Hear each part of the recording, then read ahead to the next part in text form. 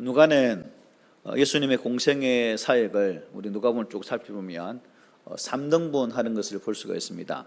첫째가 4장 19절부터 9장 50절까지 지금 우리가 보고 있는 부분이죠. 갈릴리를 중심으로 한 예수님의 사역을 말씀하고 있고, 그 다음에 9장 51절부터 19장 27절에서는 갈릴리를 떠나서 예루살렘으로 향해 가는 도중에 일어났던 그러한 기적의 사역들을 말씀해 주고 있습니다. 그리고 마지막으로 19장 28절부터 24장 53절에서는 예루살렘 성에 입성하신 후에 마지막 일주일의 사역이죠. 그 십자가 사건과 그 이후에 부활의 소식을 우리에게 증거를 해주고 계십니다. 오늘 본문은 갈릴리 사역의 거의 마지막 부분에 다 와 있는 그런 시점이라 하겠습니다. 이제 멀지 않은 시간에 갈릴리를 떠나서 예수님께서 이제 예루살렘으로 가야 할 때가 가까운 바로 그 시간쯤 되겠습니다. 자, 그럼 우리가 여기에서 예수님은 왜 갈릴리 사역을 이제 그만두시고 예루살렘으로 가셔야만 합니까? 라는 질문을 할 수 있겠죠. 여러분 왜 그렇죠? 왜 예수님이 갈릴리 사역을 이제 접으시고 그렇게 왕성하게 많은 사람들이 복음을 전하셨는데 계속해서 그곳에 계시지 왜 예루살렘으로 가게 되었을까요? 그에 대한 답은 9장 51절에서 51절에서 말씀해 주고 있습니다. 예수께서 승천하실 기약이 차감해 예루살렘을 향하여 올라가기로 굳게 결심하시고 라고 말씀합니다. 자, 여기 기약이라는 말씀이 있죠. 예수님의 이제 공생애에서 계획이 계셨다는 것입니다. 다 뜻이 계셨다는 거죠. 모든 사역이. 우리는 알 수 없지만 예수님은 나름대로 당신의 계획에, 시간의 계획에 따라서 착착 지금 그 사역을 진행하고 있는 그런 와중이라는 것입니다.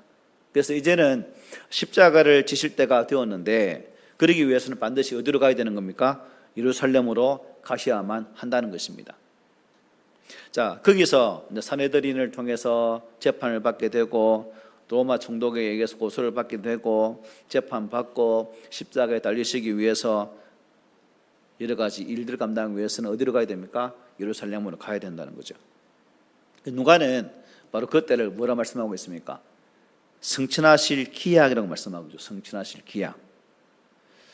참 표현은 좋은 표현이지만 승천하기 위해서는 반드시 거쳐야 할 과정이 있죠. 어떤 것입니까? 오직 예수님 당신만 아시는 사역입니다. 바로 십자가의 고난, 그리고 죽으심, 그리고 부활이라 하겠습니다. 이 모든 과정을 완수하신 후에 예수님은 어떻게 하시는 거죠? 승천하게 되는 거죠. 이 중요한 과업을 완수하기 위해서 이제 예루살렘으로 가야만 하는 때가 다다른 그런 시점에서 예수님께서 이제 갈릴리 사역의 마무리를 하시려고 하고 있습니다. 그 마무리를 짓는 과정에서 오늘 본문은 몇 가지 중요한 그런 요소를 우리에게 가르쳐 주고 있습니다. 자, 예루살렘으로 출발을 앞두고 예수님께서 여러분 가장 먼저 하신 일이 뭘까요? 뭐죠? 어떤 사람은 걸어가셨죠. 걸어가시죠. 오늘 본문 18절에 보면 우리 함께 보겠습니다. 시작. 예수께서 따로 기도하실 때에 제자들이 주와 함께 있더니 물어 이르시되 무리가 나를 누구라 하시냐 말씀입니다. 자, 고난을 받으시고 십자가를 지시기 위해서 예루살렘으로 간다는 것은 인간의 몸을 입고 있다는 것인 예수님 쪽에서는 심히 부담스러운, 참 감당하지 않았으면 좋을 뻔한 그런 일이죠. 마치 예수님 사역에 비하면 아무것도 아니겠지만 군 입대를 앞두고 있는 남자 청년들 그런 심정이 아닐까. 될 수 있으면 안 갔으면 좋겠는데 어쨌든 가야 된다는 거죠. 우리 인생이 앞으로 여러분 어떻게 될지를 안다면 여러분 기분 어떨 것 같아요? 나는 내 인생에 태어나서부터 죽기까지의 모든 일련의 과정을 다 알고 있다라고 생각한다면 기분 어떨 것 같아요? 행복할 것 같아요? 아니면 알고 있는 그 내 인생의 계획 속에서 어떤 사건이 다가온다면 왠지 모르게 마음에 불안하지 않겠어요? 두렵고. 그런 의미에서 우리가 내 인생의 모든 시간 계획들을 알지 못하는 것이 오히려 행복일 수도 있다는 거죠. 그래서 그 일련의 과정을 모르기 때문에 살아가는 순간순간마다 하나님 주시는 그 은혜로 말미암아 감사할 수가 있는 거죠.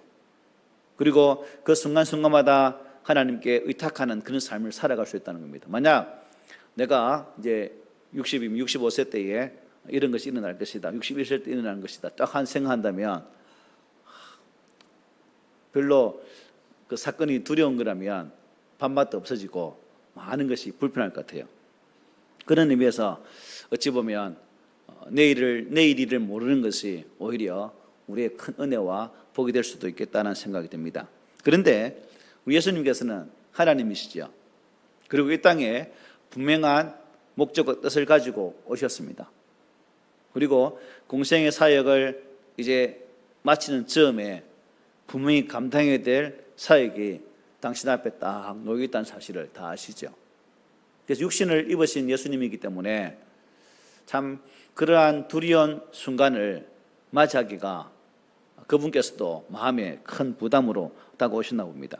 그런데 여기서 우리가 중요한 것은 그런 상황 속에서 예수님께서 가장 먼저 하는 것을 보면 무엇인가?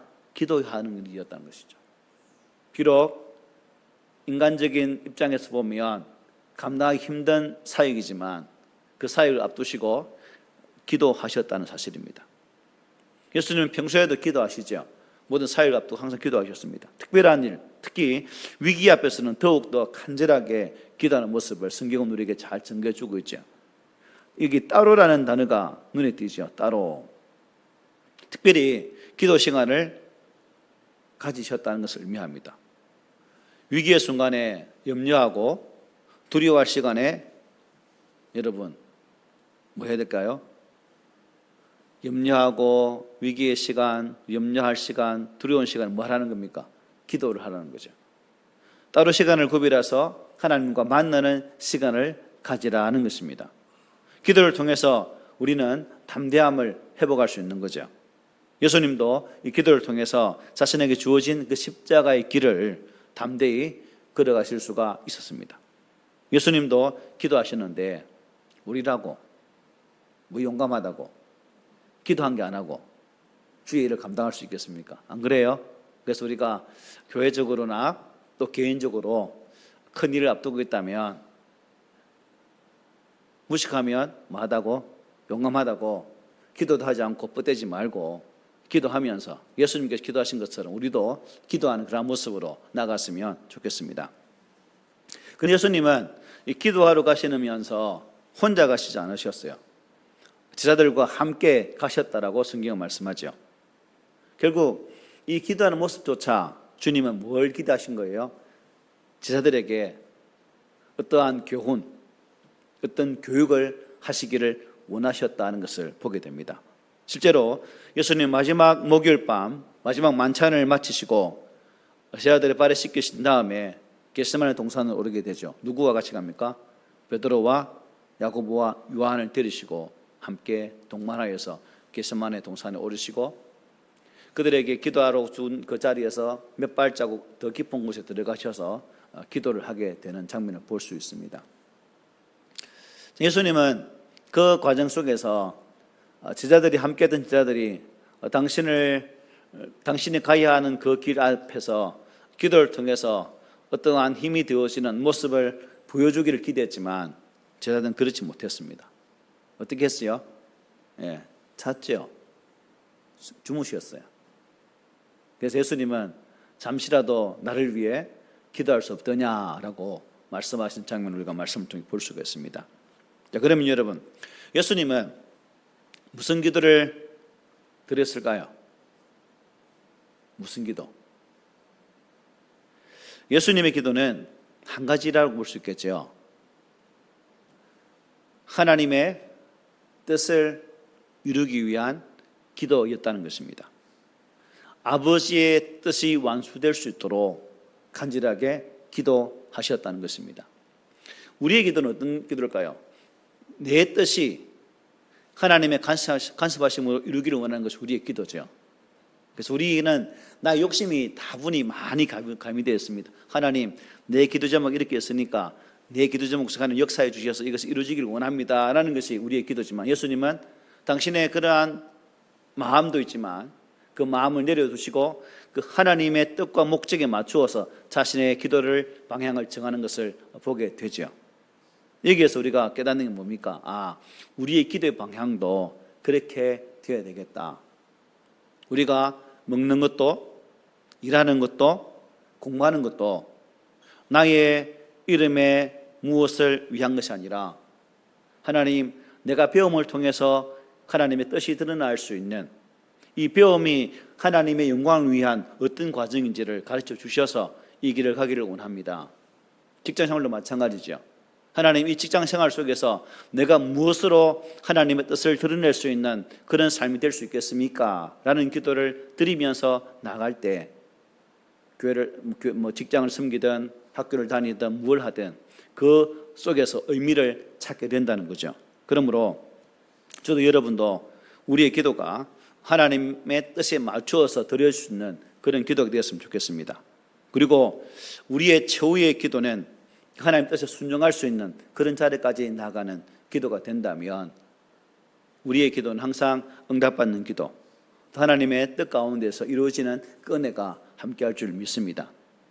여러분의 마음이 흔들리고 또 약해지기 쉬울 때, 그때도 주의 이름을 부르면서 예수님을 꼭 붙들 수 있는 그런 은혜가 있기를 소망합니다.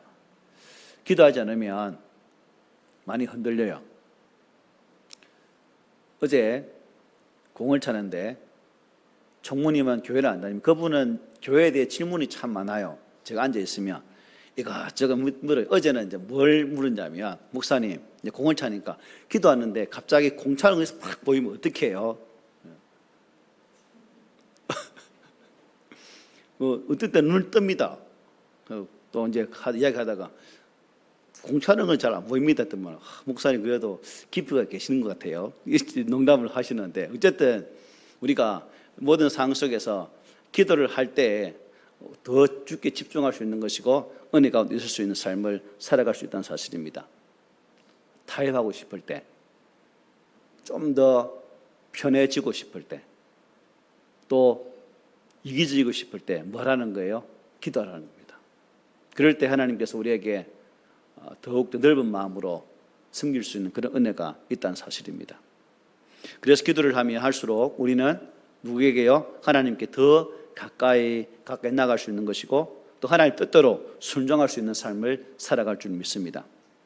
바라기는 항상, 그리고 삶의 어려운 순간마다 기도를 통해서 더욱더 주님께 나가는 우리 모두가 됩시다. 아멘. 자, 기도를 마치신 예수님은 이제 함께 있던 제자들에게 아주 중요한 질문을 던지십니다. 어떤 질문입니까? 무리가 나를 누구라 하더니 군중들이 나를 어떻게 생각하더냐라고 질문하게 되죠. 다른 사람들이 예수님을 어떻게 생각하고 있는지를 제자들에게 물었습니다. 자, 이 질문에 대한 제자들의 대답은 비교적 쉽게 잘 나오죠. 19절입니다. 대답하여 이르되 세례 요한이라고, 들으는 엘리야라, 들으는 옛 선지자 중에 한 사람이 살아났다 하나이다 라고 대답을 하게 되죠. 사람들이 예수님은 누구라고요? 세례 요한, 엘리야, 옛 선지자 중에 한 사람, 이렇게 부르고 있습니다 라고 대답을 하게 됩니다. 자, 다른 사람이 뭐라고 하는지는 대답하기는 쉽나요, 어렵나요? 비교적 쉬워요. 근데 중요한 게 뭐예요?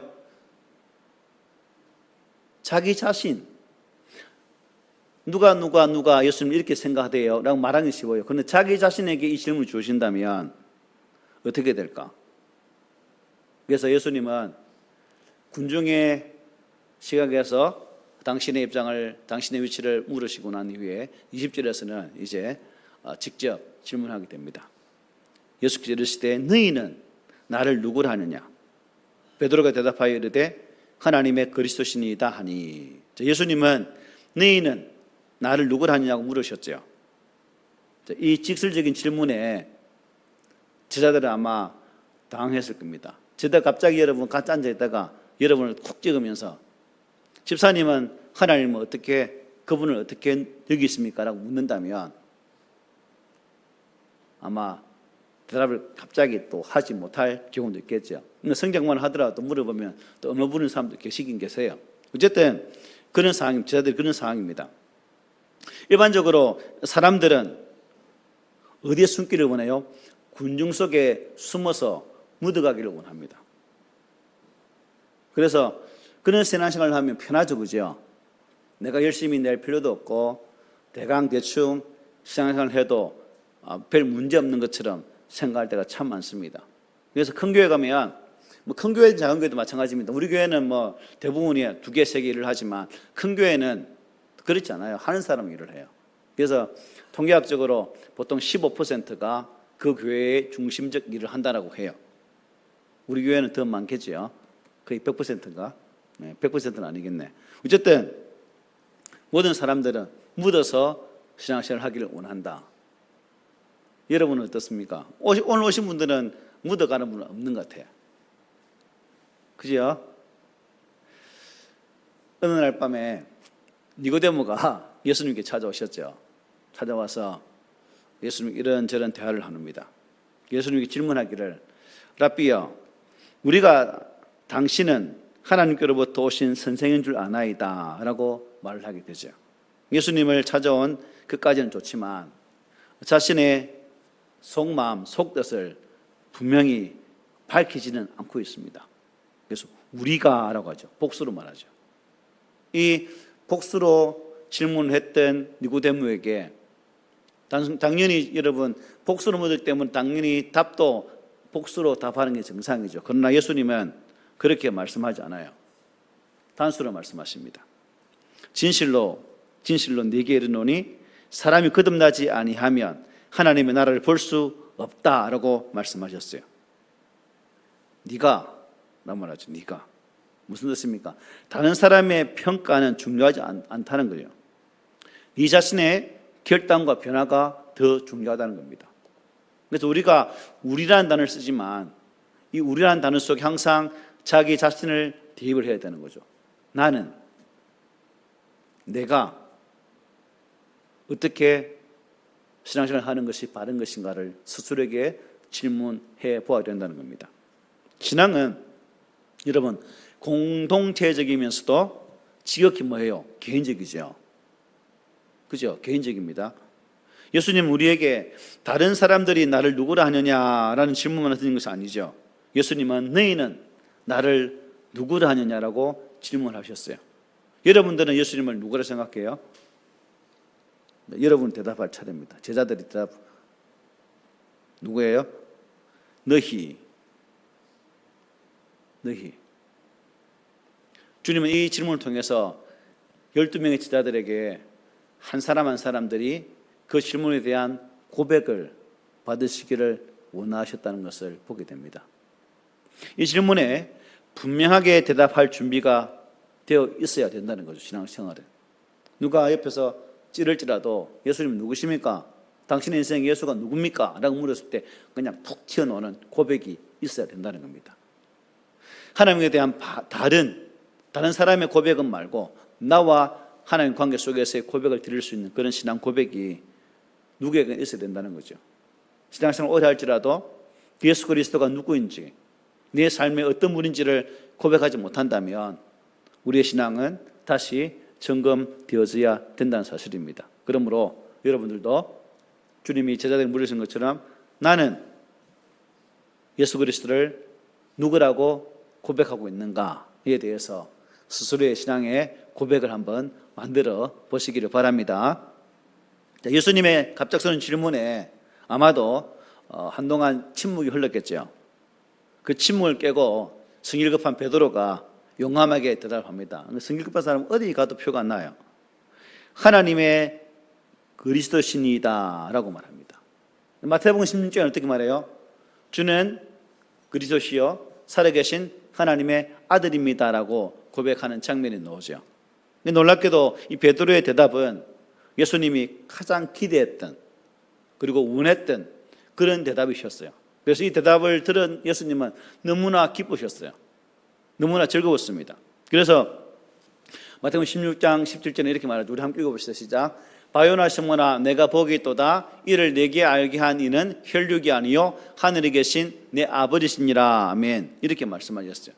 베드로의 대답은 예수님이 그동안 제자들과 함께 지내면서 훈련시킨 일에 대한 큰 보상이기도 했다는 겁니다. 흡족했다는 거죠. 아, 그나마 내가 니들 잘 가르쳤네라는 그런 마음도 계셨다는 거예요. 그런데 꼭 기억할 것은 이 고백은 절대로 뭐예요? 저절로 고백되어진 것이 아니다라는 겁니다. 베드로에게 하나님의 은혜가 임해서 그 고백이 가능했던 것처럼 오늘 우리도 뭐예요? 성령의 은혜에 임해야 하나님은, 예수님은 그리스도시여 나의 하나님이다라고 고백할 수가 있는 거죠. 그래서 바울은 고린도전서 12장 3절에서 이렇게 말씀했습니다. 그러므로 내가 너희에게 알리노니 하나님의 영으로 말하는 자는 누구든지 예수를 저주할 자라 하지 아니하고 또 성령으로 아니하고는 누구든지 예수를 주시라 할 수 없다. 결국 이런 고백은 누가 은혜 주셔야 된다는 거죠? 성령님께서 그렇게 하시도록 한다는 것입니다. 내 자의가 아니에요. 우리 스스로는 이런 고백할 수 없습니다. 성령께서 그렇게 말씀하시기 때문에 이런 고백을 하게 된다는 겁니다. 예수 그리스도의 복음을 듣고 믿고 고백하면서 예배 자리로 나온 것은 이미 그러한 축복을 받은 자라는 거죠. 여러분이 그 은혜 가운데 있는 자들입니다. 믿으십니까? 성령께서 여러분 안에 이런 사모함의 은혜를 주셨고 그 은혜가 계셨기 때문에 이 자리, 뜨거운 여름날 이 자리에 나왔다는 사실입니다. 빨리 마칠게요. 그런데 예수님은 단지 기뻐하시기만 한 것이 아니죠. 이 제자들의 신앙 고백을 확인하신 다음 예수님은 아주 뜻밖의 말씀하셔요. 우리 같으면, 저 같으면 여러분들이 저에 대해서 뭐 어떤 고백을 했으면 좋습니다. 한턱 낼 테니까 오늘 통닭물을 갑시다. 이렇게 할 건데 예수님은 이상한 말씀하시거든요. 우리 함께 읽어봅시다. 시작. 경고하사 이 말을 아무에게도 이르지 말라 명하시고. 다른 제자들에게 야 봐라 베드로 고백 들었지? 니들도 좀 이렇게 고백해 볼래? 이렇게 말씀하지 않으시고 아무에게도 말하지 말라라고 말씀하셨습니다. 주님이 기대하시던 대답을 들었는데 그 즉시 그 말을 아무에게도 말하지 말래요. 그 이유가 뭡니까? 왜 이 말씀했을까요? 왜? 22절에서 답을 주고 있습니다. 22절 함께 읽어보세요. 시작. 이르시되 인자가 많은 고난을 받고 장로들과 대제사장들과 서기관들에게 버림받아 죽임을 당하고 제3일에 살아나야 하리라 하시고. 아멘. 이 말씀은 예수님의 공생의 가운데 순한 예고, 당신이 고난받을 것이라는 말씀을 3번 하셔요. 그 중에 첫 번째가 오늘 본문입니다.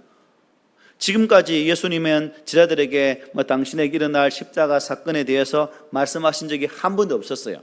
오늘 처음으로 이 말씀을 가지고 베드로의 신앙 고백을 듣고 난 직후에 이 순한 예고의 말씀을 주셨던 거예요.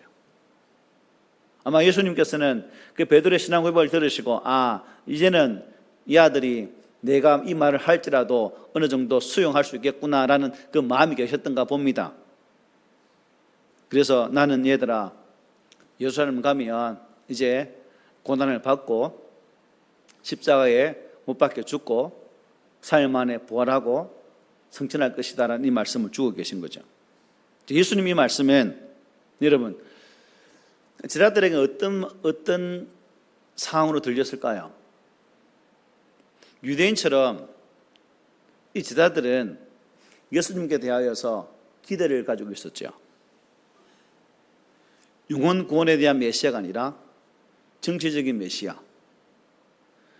이스라엘을 회복하실 메시아, 절대 왕권을 가지고 이민족을 쳐부술 그러한 메시아로 기대했는데 그 예수님이 죽으신대요. 고난을 받으신다는 겁니다. 그러니까 제자들이 기대했던 메시아관과 예수님께서 가지고 계셨던 그 메시아관은 완전히 다른 거죠. 예수님께서 이 말씀했을 때 여러분 이 베드로의 말이 어떻습니까? 오늘 본문은 안 나타나지만 마태복음 16장에 보면 이 베드로의 말이 가관입니다. 우리 마태복음 16장 22, 23절 한번 볼게요. 우리 한번 읽어봅시다. 시작. 베드로가 예수를 붙들고 항변하여 이르되 주여 그리 마옵소서 이 일이 결코 주께 미치지 아니하리이다. 주께서 돌이키시며 베드로에게 이르시되 사탄아 내 뒤로 물러가라. 너는 나를 넘어지게 하는 자로다. 내가 하나님 일을 생각하지 아니하고 도리어 사람 일을 생각하노다 하시고라고 말씀합니다. 여기 22절에 보면 베드로가 예수를 붙들고 뭐 했습니까? 항변하여 이르되. 그래서 좀 찾아보니까 항변하다 이 말씀은 우리 한글 성경은 좀 아주 좋은 말이지만 원어적으로 풀려하면 그를 꾸짖기 시작하면서라고 해석합니다. 원어에 의하면 예수를 어떻게 했다는 거예요? 꾸짖은 거예요. 선생님을. 내 죽는다니까, 잡혀 고난받는다고 하니까 선생님 무슨 말씀하시는 거예요? 지금 죽으시다니 무슨 말씀하시냐고, 정신 차리시라고, 죽으시면 안 돼요. 왜 그렇게 말씀하셔요? 라고 지금 주여 그리 마옵소서 이 일이 당신에게 일어나서는 안 됩니다 절대로 라고 아주 강한 의도로 예수님을 붙잡고 책망했다는 그 의도로 이 말씀을 주고 있습니다. 꾸짖었다는 거죠. 그러니까 그런 측면에서 보면 사람이 나고 자라면서 가지고 있는 선입관이라는 게 참 무섭다는 거죠. 우리 신앙도 마찬가지입니다. 나의 신앙이 이렇게 점점 태동하면서 가치관이 정립되어지는 그 과정 속에서 신앙의 가치관이 잘못 정립되면, 즉 잘못된 선입관으로 신앙생활을 한다면 우리의 신앙의 모든 과정들이 힘들 수밖에 없고, 또한 예수에 대한 오해가 심각하게 생겨날 수밖에 없다는 거예요. 여러분들은 예수님을 혹시 오해하지 않으세요? 베드로처럼 내 인생의 문제를 해결할 그런 분으로 생각하지 않습니까? 그에 초점이 맞춰 신앙생활을 하고 있지는 않습니까? 그것 때문에 우리를 구원했을까요? 그것은 부수적인 일이고 후자적인 일이고, 하나님은 저와 여러분들을 구원하신 것은 이 땅 위에 하나님의 거룩한 뜻이 이루어지도록 하기 위한 부르심이었다는 거예요. 이게 우리가 신앙생활을 하는 이유입니다. 그리고 그 가운데 하나님 은혜 주셔서 우리의 삶의 자리에 우리가 기대하는 복을 주시면 감사한 거죠. 이 순서가 바뀌니까 신앙생활이 꼬이는 겁니다. 하기도 싫고 도중에 보따리 싸고 싶고 그냥 간두고 싶고, 우리 학생들처럼 목사님 우리 엄마가 교회 끊으래요. 학원 끊는 것처럼. 이런 말 듣고 기가 차더라고. 학원 끊는 것처럼 교회도 끊으래. 교회에서 끊는 거, 교회 끊으려고 올부터 교회 안 갑니다라고 말해요, 애들이. 참.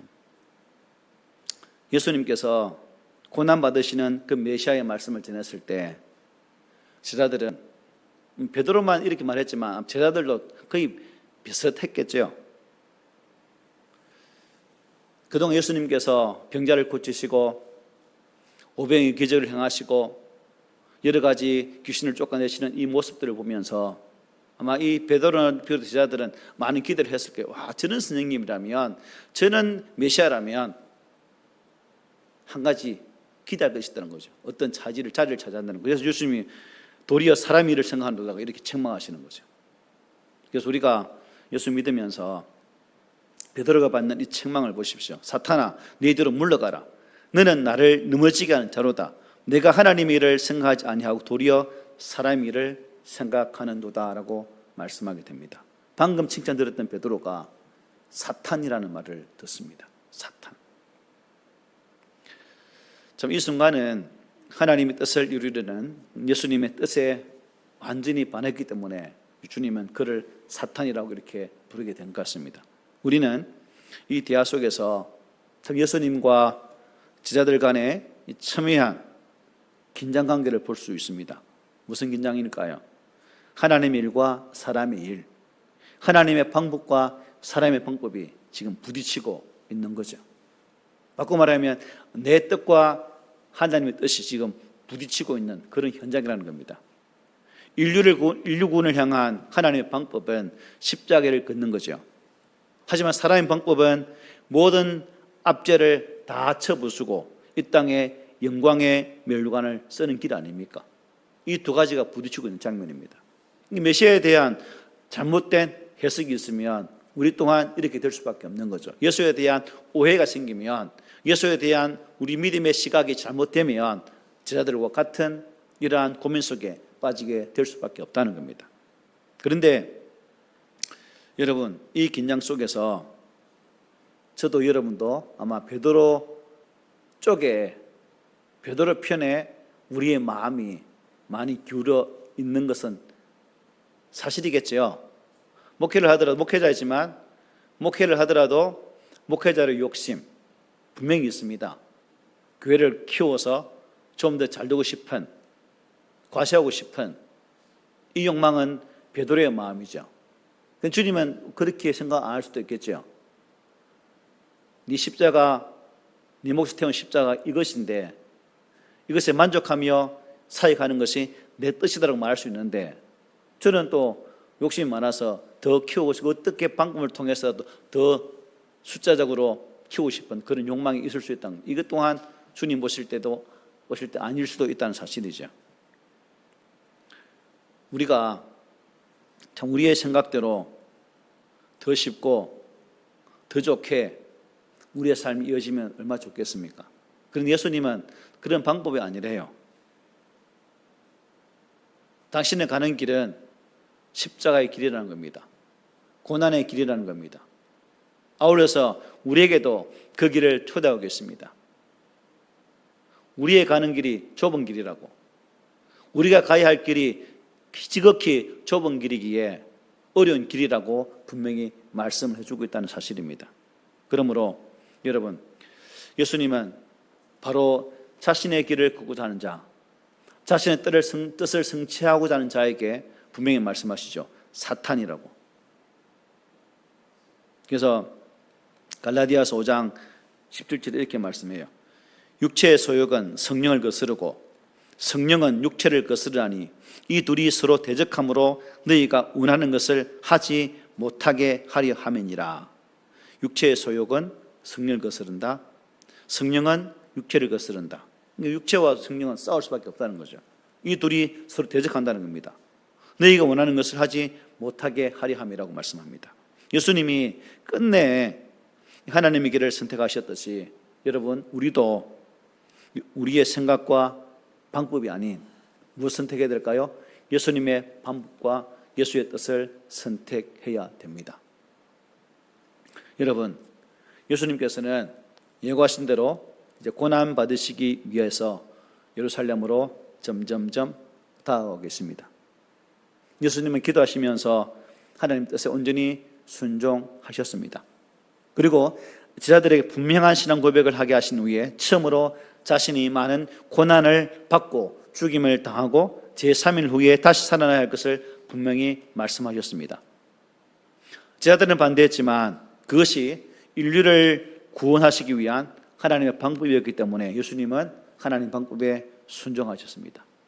자, 그렇다면 오늘 이제 이 말씀이 내게 어떠한 도전을 주는가?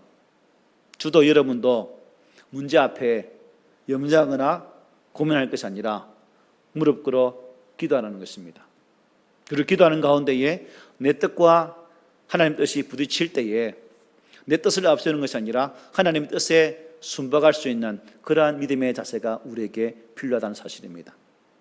결코 내 뜻을 앞세우는 그러한 육적인 그리스도인이 아니라 성령의 전적인 다스림 가운데서 그분의 지휘를 받는 영적인 성도로 온전히 서가면 얼마나 주님 기뻐하시겠습니까? 베드로의 고백을 기뻐하신 주님이 우리의 신앙의 자세가 그런 모습을 보일 때에 엄청나게 기뻐하신다는 사실입니다. 주의 기쁨은 우리에게 은혜가 되는 것이고 복이 되는 것이죠. 그러므로 우리 성도들이 이 땅에 우리의 죄를 대속하시기 위해 오신 주님의 거룩한 십자가의 걸음을 바라보면서 우리 또한 예수 그리스도 안에서 어떠한 고난이 온다 할지라도 주님처럼 거기를 뚜벅뚜벅 한 걸음씩 담대하게 걸어갈 수 있는 그 은혜의 사람이 되기를 오늘 말씀으로 부탁을 드립니다. 아멘.